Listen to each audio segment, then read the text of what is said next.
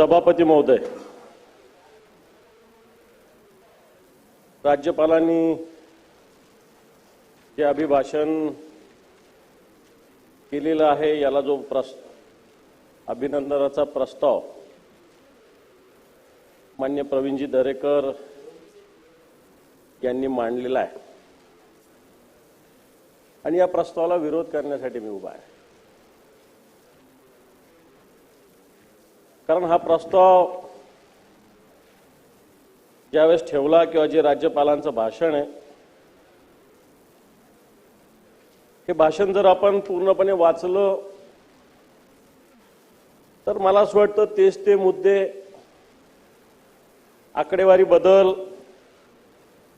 आणि गुळगुळीतपणा आणि अतिशय वेग असं भाषण आहे। याच्यात कन्स्ट्रक्टिव्ह असं कोणतीच भूमिका नाही। म्हणून या भाषणाविषयी राज्यपालांनी ज्या भूमिका मांडल्या त्याच्याविषयी खेद व्यक्त करण्यासाठी मी उभा आहे।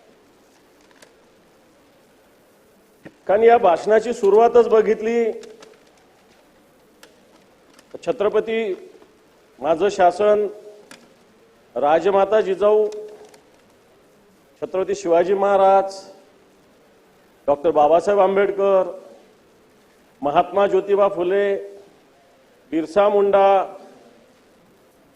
अहिल्याबाई होळकर, राजर्षी छत्रपती शाहू महाराज यांच्या उच्च आदर्शाचे सदैव पालन करते असं त्यांनी म्हटलेलं आहे।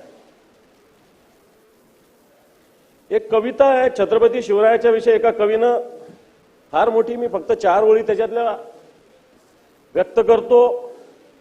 देश प्रेम का अलख जगा कर, देश प्रेम का अलख जगा कर, रणभेरी में कूद पड़े, मतमस्त ऐरावत की पद छापों से विशाल पर्वत भी उखड़ पड़े।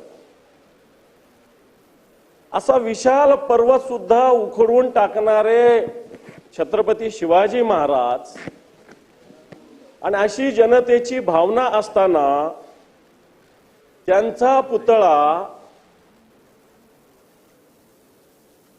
7 महिन्यात पडतो। 7 महिन्यामध्ये हा पुतळा पडतो आणि हे सरकार म्हणतं की आम्ही छत्रपती शिवरायांच्या विचाराचं, उच्च आदर्शाचं सदैव पालन करतो। ज्यांनी छत्रपती शिवरायाच्या पुतळ्याचं 7 महिने सुद्धा ज्याला संरक्षण करता आलं नाही, असं सरकार, अशा सरकारची भूमिका राज्यपाल मांडतात।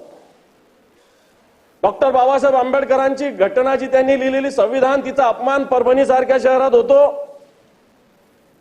आणि आपण पुन्हा सांगता राज्यपाल महोदय की आम्ही उच्च आदर्शाचे सदैव पालन करतो। महात्मा ज्योतिबा फुले विषयी बोललेलं आहे, राजर्षी शाहू महाराज सरकार येतं, सगळ्या महापुरुषांचे फोटो टाकले जातात, परंतु राजर्षी शाहू महाराजांना आपण विसरतो सभापती महोदय। आणि मग फक्त हे कागदावर छापण्यापुरतं हे भाषण आहे का? फक्त लिहिण्यासाठी भाषण आहे का? छपाई करण्यासाठी भाषण आहे का? वाटतं हा प्रश्न आपल्या माध्यमातून मी सरकारला विचारू इच्छितो सभापती महोदय। आपण सुरुवातच या भाषणाची ज्या पद्धतीनं राज्यपालांनी केलेली आहे, जर याचा पूर्ण अभ्यास केला तर हे सरकार छत्रपती शिवरायांच्या कोणत्या विचाराचं पालन करतं? माता भगिनीवर दिवसा ढवळ्या इथं अन्याय होतोय, अत्याचार होतो, छोट्याशा बालिकावर अत्याचार होतो आणि हे सरकार छत्रपती शिवरायांच्या कोणत्या विचाराचं पालन करतं? महात्मा ज्योतिबा फुलेने शेतकऱ्याचा आसूड ओढला होता, या शेतकऱ्याची दयनीय अवस्था या सरकारच्या काळामध्ये झाली। कोणत्या शेतकऱ्याच्या विचाराचं सरकार आहे?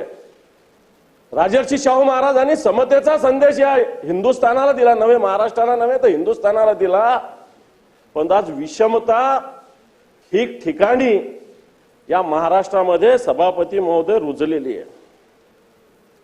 आणि म्हणून नुसतं हे कागदावरचं भाषण असताना या सरकारच्या भूमिका जर मागच्या काळातल्या बघितल्या आणि राज्यपालांनी या सरकारची जी तरफदारी केलेली आहे, मला असं वाटतं ही निश्चित खेदजनक आहे सभापती महोदय। अनेक मुद्दे याच्यामध्ये, जवळपास 50-60 मुद्दे, तुम्ही वेळ कमी दिला, 62 मुद्दे। या 62 मुद्द्याचा जर विचार केला तर 62 तास बोलता येईल अशा प्रकारची सभापती महोदय स्थिती, एवढे मुद्दे मागच्या काळातले या सरकारमधले सभापती महोदय. आज हे महाराष्ट्र औद्योगिकदृष्ट्या प्रगत राष्ट्र आहे असं म्हटलं गेलं, प्रगत राज्य असं म्हटलेलं आहे. माझ्याकडे याचे डिटेल्स आहे सभापती महोदय. काय प्रगती झाली या महाराष्ट्राची, राज्यपाल महोदयाने काय म्हटलेलं आहे, किती ट्रिलियन आपली अर्थव्यवस्था होणार आहे.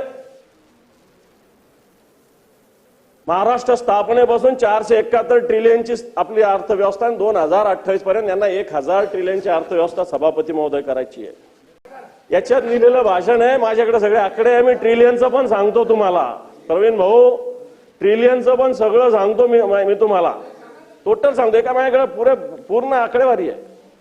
ट्रिलियनचे सांगितले तर मी पूर्ण सांगेल. मग 1960 पासूनचे सांगेल सगळे ट्रिलियन, किती किती ट्रिलियन वाढ झालेली. सांगायचं का तेवढं सांगा, सभापतींना वेळ द्यायला सांगा. 2028 पर्यंत याच्यात काय लिहिले वाचा, याच्यात काय लिहिले वाचा. आता मी ती इकॉनॉमिक्स बोलतोय ना. मी तुम्ही 5 नंबर सांगा, विषय संपला. काय त्याच्यात मुद्दा क्रमांक 6, मुद्दा क्रमांक 5, माझ्या शासनाने 2027-2028 वर्षात $1 ट्रिलियन अमेरिकन अर्थव्यवस्थेचे लक्ष्य साध्य करण्यासाठी महाराष्ट्राला देशातील पहिले राज्य बनवण्याचे. 1 ट्रिलियन असेल तर 1 ट्रिलियन वाचा. सभापती महोदय, 1 ट्रिलियन दिले ना. मी 1000 चुकून बोललो, मी माझा शब्द वापरतो. काढून टाका. झालं. त्यांनी सांगितलं हो, त्यांनी मान्य केलं. सभापती महोदय, 1000 नाही 1 ट्रिलियन. 3 शून्य जास्त आली. खाली बसा. नाही तुम्हाला खाली बसा. नाही दानवे साहेब बोलतायत, त्यांनी शब्द मागे घेतले, तुम्ही ते शब्द परत चुकीचे बोलू नका. चला, मला बिलियन बोलायचं होतं, मी ट्रिलियन बोललो. ओ प्रसादजी, मला बिलियन बोलायचं होतं, मी ट्रिलियन बोललो. त्यापेक्षा मराठीत बोलायचं ना. आता ते प्रसाद लाडला बिलियन ट्रिलियन माहितीये, मला काय माहिती बिलियन आणि ट्रिलियन. ठीक आहे, आता बोलू द्या चला. 2028 पर्यंत $417 बिलियन वरून $1 ट्रिलियन म्हणजेच $1000 बिलियन कसे करणार, हा माझा प्रश्न आहे. कारण आतापर्यंत पूर्ण राज्याच्या अर्थव्यवस्थेचं जर पूर्ण आपण गणित बघितलं तर पूर्ण महाराष्ट्र राज्य स्थापनेपासून हे 417 बिलियन पर्यंत आपलं उद्दिष्ट आहे. मला असं वाटतं याच्यामध्ये जो उल्लेख केलाय राज्यपालाच्या भाषणामध्ये सभापती महोदय, ही अर्थव्यवस्था होऊ शकत नाही, हे दिवा स्वप्न आहे. कारण आपण अमृतकाल सांगितलं, वेगवेगळं सांगितलं, पंचामृत सांगितलं बजेटमध्ये मागच्या 2 वर्षापूर्वी. या पंचामृताचं एक पण अमृत या महाराष्ट्रासाठी अजून मिळालं नाही सभापती महोदय. तर राज्याची अर्थव्यवस्था बघितली तर जवळपास 8 लाख कोटीचं कर्ज राज्याच्या डोक्यावर, पुरवणीवर याच्यात बोलू आपण. पण तो 8 लाख कोटीचं कर्ज या महाराष्ट्राच्या डोक्यावर सभापती महोदय आत्ताच्या घडीला आहे. राज्याचे जीडीपी जर बघितले तर आकडे सांगितले जातात. माझ्याकडे आकडे आता महाराष्ट्राचा जीडीपी भले 1 नंबरवर आहे, परंतु मागच्या काळातलं जर ऍव्हरेज बघितलं तर मला असं वाटतं आपली प्रगती जशी व्हायला पाहिजे बाकीच्या राज्याची, तामिळनाडू असेल, गुजरात असेल, कर्नाटक असेल, हे ज्या गतीनं जात आहेत त्या गतीनं आपण जाऊ शकत नाही. अशा प्रकारची सभापती महोदय आत्ताच्या या सरकारची स्थिती आहे. म्हणून अर्थव्यवस्थेच्या बाबतीमध्ये या राज्याचं अर्थकारण जर बघितलं तर आज राज्याची अर्थव्यवस्था पूर्णपणे सभापती महोदय डबघाईला आलेली आहे. आज हे राज्य अतिशय मागच्या स्तरावर फेकलं जातं, अशा प्रकारची स्थिती आहे. आणि म्हणून हे राज्य खऱ्या अर्थानं आर्थिक अधोगतीला नेण्याचं पाप मागच्या काळामध्ये या सरकारनं सभापती महोदय केलेलं आहे. आणि म्हणून आज येणाऱ्या काळामध्ये का होत नाही, हे सरकार पुन्हा एकदा ठिकाणावर येण्याची आवश्यकता आहे. हरित डेटा सेंटर वगैरे या घोषणा याच्यात ठीक आहे, या सगळ्या मोठे दिवा स्वप्न आहे. 2023 तसेच हरित डेटा सेंटर धोरण घोषित केले, झालं काय, अंमलबजावणी काय याची? याच्यात अंदाजे 20,000 रोजगार निर्माण असं म्हटलेलं आहे, पण तो अजून नुसती घोषणा 2023 ला होऊन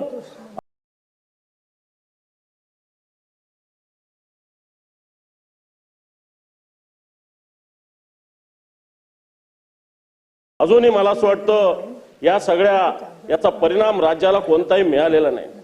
सभापती महोदय, मुख्यमंत्री युवा कार्य प्रशिक्षण योजना सुरू झाली, इलेक्शनच्या काळामध्ये सुरू झाली. पहिल्या 2 महिन्याचा आणि 3 महिन्याचा पगार मिळाला या मुलांना. आता पगार मिळालेला नाही. आणि 6 महिन्यानंतर यांनी करायचं काय हा एक प्रश्न आहे. 6 महिन्यासाठी दिलं या बेरोजगारांना, कोणाला 4,000 रुपये, कोणाला 8,000 रुपये, कोणाला 10,000 रुपये. याच्यात ITI चे मुलं आहे, बाकी मुलं आहे. मी म्हणेल याच्यात BSc ऍग्री झालेले मुलं असले पाहिजे, ऍग्री डिप्लोमा केलेले, जे कृषी क्षेत्रात डिप्लोमा केलेले मुलं असले पाहिजे. यांनी काय करायचं? फक्त ITI वाल्यांना करायचं, हे फक्त बाकीच्या टेक्निकल वाल्यांना करायचं. माझं आपल्या मार्फत या सरकारला विनंती राहील की BSc ऍग्रीकल्चर करणाऱ्या आणि डिप्लोमा करणाऱ्या विद्यार्थ्यांचा सुद्धा याच्यामध्ये सभापती महोदय सहभाग असण्याची आवश्यकता आहे.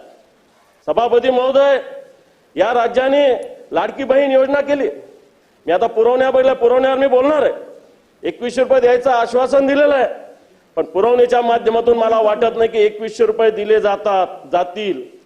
परंतु जी गॅसची योजना, अन्नपूर्णा योजना जाहीर केलेली आहे, अजून या अन्नपूर्णा योजना मला वाटतं उज्ज्वला योजनेच्या धर्तीवर आहे.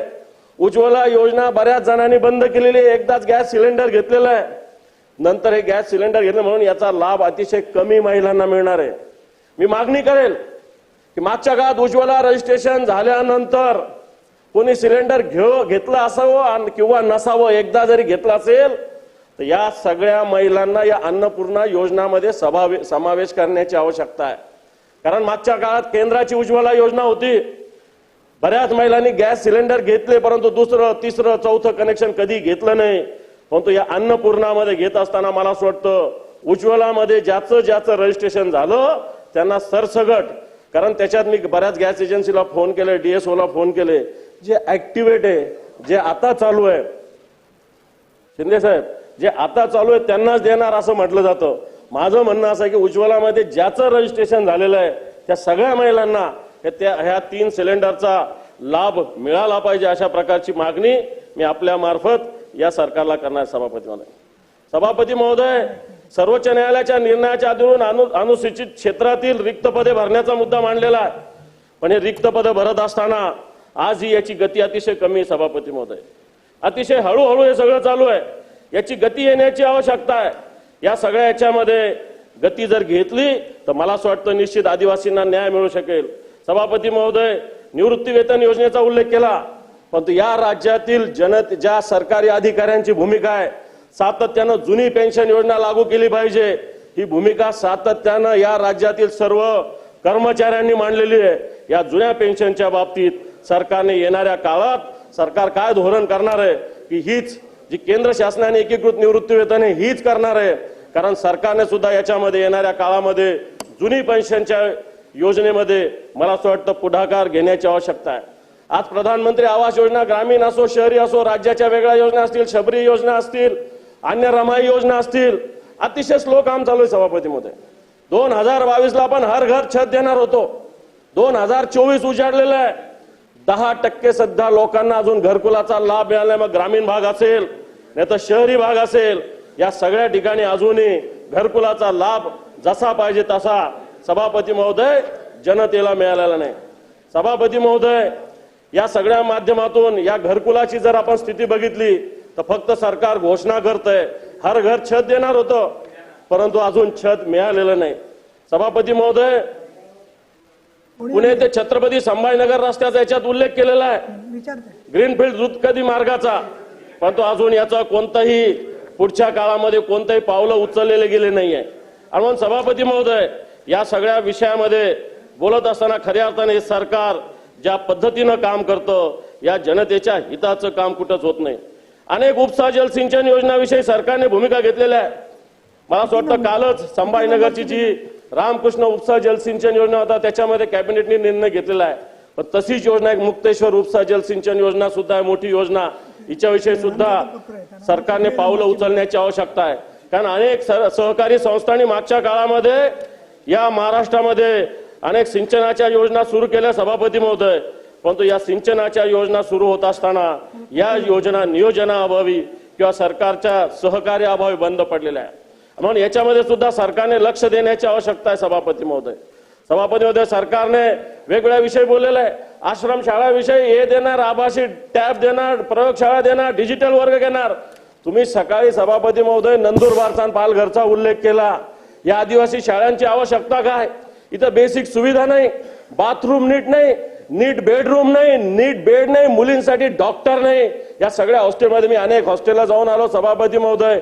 इगतपुरीला गेलो, त्र्यंबकेश्वरला गेलो, वाड्याला गेलो, पालघरला गेलो, डहाणूला गेलो, मी मेळघाटला गेलो. या सगळ्या ठिकाणी म्हटलं तर कुठे बेसिक सुविधा सुद्धा उपलब्ध नाही. तिथं लाईट नाही, तिथं आपण नेटची व्यवस्था करतो म्हणतो, इंटरनेट सांगतो, टॅब घेणार म्हणतो सांगतो, आभासी वर्ग कुठून चालवणार? नेटच तिथलं पोहोचलं नाही, इंटरनेटच तिथं नाही. तर मला असं वाटतं आपण तिथं आभासी या सगळ्या गोष्टी कशा पद्धतीनं पोहोचवणार हा एक प्रश्न आहे सभापती महोदय. मागच्या काळामध्ये पेसाच्या विषयी आदिवासी विभागाला स्पष्टपणे बजेट किती असावं दिलेलं आहे, परंतु मागच्या काळामध्ये या सगळ्या आदिवासी शाळांकडे किंवा आदिवासी आश्रमशाळांकडे पूर्णपणे दुर्लक्ष आहे. सभापती महोदय, एका विषयाकडे मी आपलं लक्ष वेधू इच्छितो. 2017 ते 2022 या काळामध्ये अशा शाळेमध्ये 680 मृत्यू झाले सभापती महोदय.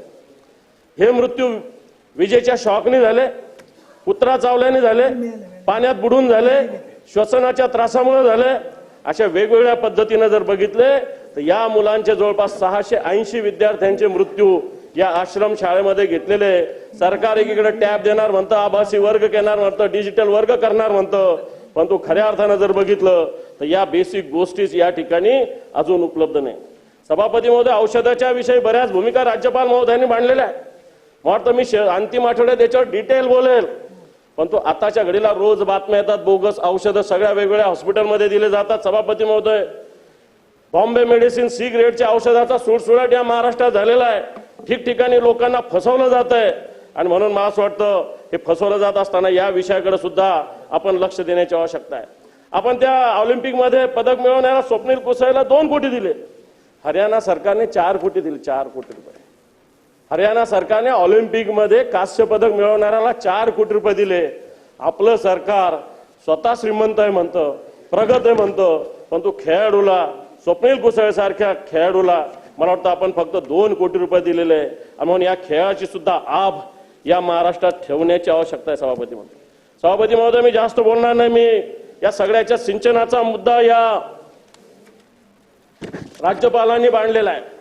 मग विदर्भाचं सिंचन असेल नाही तर पूर्ण महाराष्ट्राचं सिंचन असेल, या सगळ्याच्यामध्ये राज्यपाल महोदयांनी आपली भूमिका मांडलेली. पण ही जर भूमिका जर बघितली सभापती महोदय तर या भूमिका अतिशय चुकीच्या आहे प्रत्यक्षात. आता कोणीतरी सांगितलं, मला वाटतं सुदीप मिटकरी आपले सन्मान्य सदस्यांनी सांगितलं, अमोल म्हणून मिस वैनगंगा नळगंगा नदीजोड प्रकल्पाला मंजुरी दिली खरी, अजून नुसती या प्रकल्पाबरोबरच गेल्या 10 वर्षात विदर्भातील एकही मोठा सिंचन प्रकल्प पूर्ण झालेला नाही आहे. आज विदर्भामध्ये असेल, मराठवाड्यामध्ये सिंचनाचा अनुशेष मोठ्या प्रमाणावर आहे.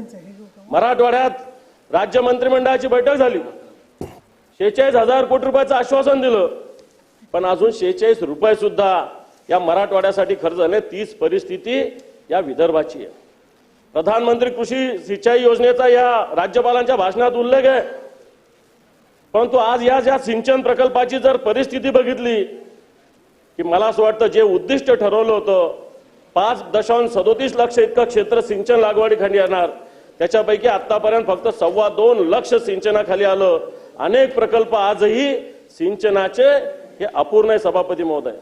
सरकारने याच्यामध्ये वैनगंगा नळगंगा पैनगंगा नदीजोड प्रकल्प, त्याचप्रमाणे नारपार प्रकल्प अशा वेगवेगळ्या विषय मांडणी केलेली आहे, परंतु प्रत्यक्षात मराठवाडा वॉटर ग्रीडमध्ये सुद्धा वैतरणा मुकणे जोडण्याचं टेंडर निघून 2 वर्ष झालं सभापती महोदय, परंतु अजूनही मला असं वाटतं हे काम सुरू होऊ शकत नाही. खऱ्या अर्थानं हा वैनगंगा नळगंगा पैनगंगा प्रकल्प नागपूर असेल, अमरावती असेल, वर्धा असेल, बुलढाणा असेल, यवतमाळ असेल, अकोला असेल, वाशिम असेल या जिल्ह्यासाठी अतिशय महत्वाचा आहे, परंतु सरकारने याच्यासाठी मला वाटतं तातडीनं पावलं उचलण्याची आवश्यकता आहे. सभापती महोदय, आज या सगळ्या परिस्थितीमध्ये शेतकऱ्यांच्या परिस्थितीकडे आपण आज जर एक शेतकऱ्यांची परिस्थिती बघितली, महाराष्ट्र असेल, विदर्भ असेल, मराठवाडा असेल, या सगळ्या भागातील एक जणांनी एक कविता म्हणली, कापसाच्या झाल्या वाती आणि सोयाबीनची झाली बघा माती, अशा प्रकारचं वक्तव्य केलं आहे. आज कापसाची स्थिती काय, कापसाला भाव काय, कापसाच्या उत्पादनाला खर्च किती येतो, प्रत्यक्षात बाजारात किती भाव मिळतो, सोयाबीनची स्थिती काय. मला वाटतं सत्ताधारी पक्षानं इलेक्शनच्या काळामध्ये 6,000 रुपये सोयाबीनला हमी भाव देण्याची घोषणा केली आहे. पण 6,000 हमी भाव देत असताना आज बाजारामध्ये 6,000 रुपये कुठे मिळत नाही अशा प्रकारची स्थिती आहे. कापसाची सुद्धा ती स्थिती आहे. शेतकऱ्याला बेभाव कवडी मोलानं हा कापूस असेल, सोयाबीन असेल, हा लोकांना विकावा लागतो, व्यापाऱ्यांना विकावा लागतो. सभापती महोदय, सौर कृषी पंपाविषयी याच्यात भूमिका म्हणली. येणाऱ्या काळामध्ये या महाराष्ट्राला प्रगतीच्या दिशेनं जायचं तर सौर कृषी पंप आवश्यक आहे. मुख्यमंत्री सौर योजना आहे आणि कुसुम योजना केंद्राची आहे. जर आता याच्यात जर आकडा बघितला तर या आकडा तफावत आहे. माझ्याकडे ऑलरेडी गव्हर्नमेंटच्या पोर्टलवरचा आकडा आहे की पोर्टलवर नोंदणी झालेले 12,46,426 जण आहे शेतकरी. त्याच्यातल्या फक्त 1,29,847 सौर पंप फीट झालेले आहेत. सभापती महोदय, याला राज्य स्तरावर वेंडर्स वाढवण्याची आवश्यकता आहे मोठ्या प्रमाणात. याला वेंडर्स कमी आहेत. वेंडर्स केंद्र शासनाने राज्य शासनाने नेमलेले आहेत, पण याला वेंडर्स वाढवण्याची आवश्यकता आहे. आणि मला असं वाटतं बजेट जे काही असेल येणाऱ्या काळामध्ये सौर ऊर्जेसाठी जास्तीत जास्त बजेट जर दिलं तर मला वाटतं शेतकऱ्यांना याचा जास्त फायदा होणार आहे. कारण आपण विजेचा प्रश्न आज ना उद्या निर्माण होणार आहे आणि म्हणून मला वाटतं ह्या सौर ऊर्जेला आपण लवकरात, आणि सगळ्यात महत्वाचं हे जे सौर ऊर्जेचे पंप आस्थापना करण्यासाठी याच्याकडे स्वतंत्र व्यवस्था सरकारकडे नाहीये. महावितरणचेच कोणते तरी अधिकारी करतात. माझी सरकारला सूचना नाही की याच्यासाठी सौर ऊर्जेसाठी स्वतंत्र अधिकारी असला पाहिजे की त्यांनी हेच काम केलं पाहिजे. बरोबर का नाही? बाकी कोणतंही काम नाही केलं पाहिजे. प्रत्येक जिल्हा स्तरावर, तालुका स्तरावर सौर पंप जे लावणार आहे त्याचा पूर्ण आढावा, त्याचं रजिस्ट्रेशन, किती वितरित करणार, किती आवश्यकता आहे आणि जास्त पद्धतीनं कशा पद्धतीनं मिळेल त्याच्यासाठी मान्य शिंदे साहेब इथं बसलेले, मी त्यांना मागणी करेल की येणाऱ्या काळामध्ये याच्यासाठी एक स्वतंत्र आस्थापना फक्त सौर कृषी पंपासाठी आवश्यक आहे. कारण हे अधिकाऱ्यांना इकडे शेतकऱ्यांचे विषय असतात, याच्यात त्यांचं लक्ष लागत नाही, मन लागत नाही. त्यांना मागे बाकी उद्योजकांच्या वगैरे कामात त्यांचं जास्त लक्ष लागतं. म्हणून माझी सूचना आणि विनंती राहील सरकारला की या संदर्भात सरकारने पुढाकार घेऊन येणाऱ्या काळामध्ये सौर कृषी पंप लागण्यासाठी पुढाकार घेण्याची आवश्यकता आहे. याला स्वतंत्र आस्थापना उभा करण्याची आवश्यकता आहे. सभापती महोदय, पीक विमा आपण 1 रुपयात पीक विमा देतो, पण या पीक विम्याची स्थिती काय? 2023च्या खरीपाचा पीक विमा अजून मिळालेला नाही. 2023च्या रब्बीचा पीक विमा अजून मोठ्या प्रमाणावर मिळालेला नाही.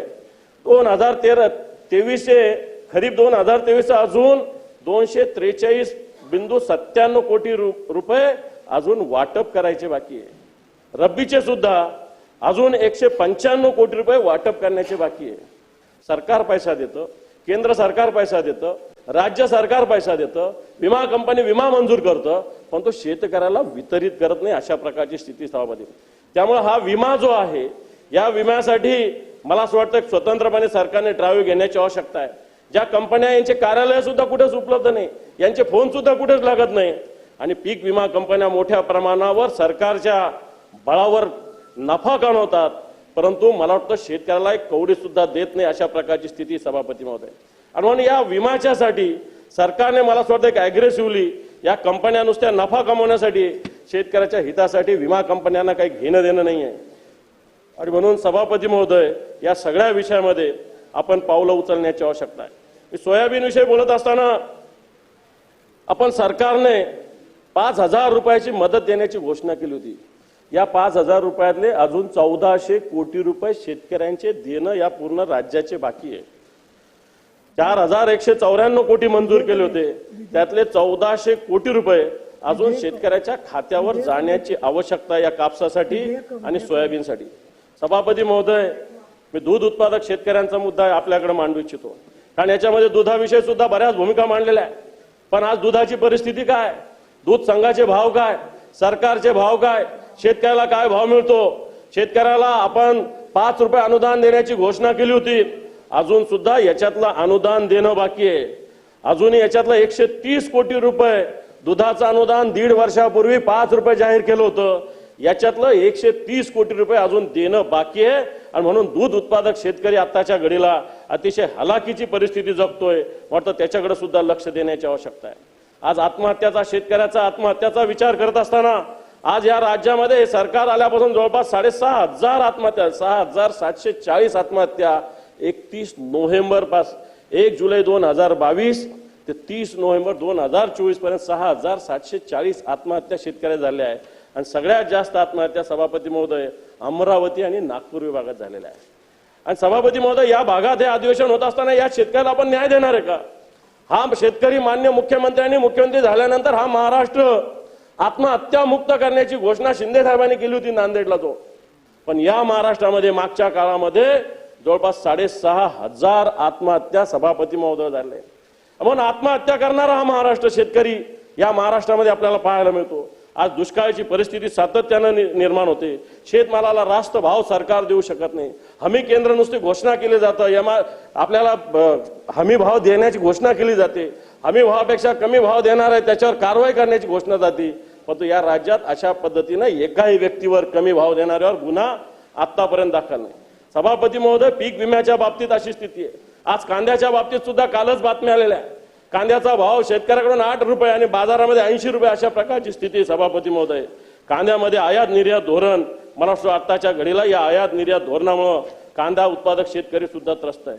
आणि सभापती महोदय, जे भाषण माननीय राज्यपालांनी केलंय, हे जर भाषण बघितलं तर मला असं वाटतं हे नुसतं गुलाबी एक स्वप्न दाखवण्याचं काम आहे. आज जर हे बघितलं तर या राज्यामध्ये शेतकऱ्याची दयनीय अवस्था आहे. माता भगिनीचं संरक्षण हे सरकार करू शकत नाही.